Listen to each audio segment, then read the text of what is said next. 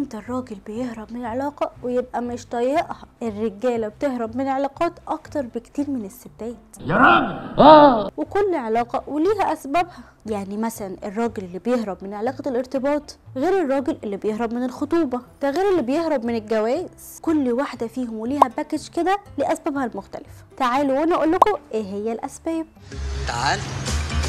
الراجل لما بيهرب من علاقة الارتباط بيبقى السبب واضح وصريح، ان هو مش بتاع ارتباط وكان بس بيجرب حظه وبيلعب معاكي، بيشوف هيعرف يخليكي تحبيه ولا لا، بيتسلى كده ويشغل وقته. دول بقلشوني. اما بقى الراجل اللي بيهرب من علاقة الخطوبة في اغلب الاحيان بتكون اختلافات ما بينكم، خوفه من احتمالية الفشل لو استمريتوا مع بعض، او حس ان الشيلة تقيلة وهو مش قد المسؤولية. حاولي بقى تعرفي شخصيته من بدري.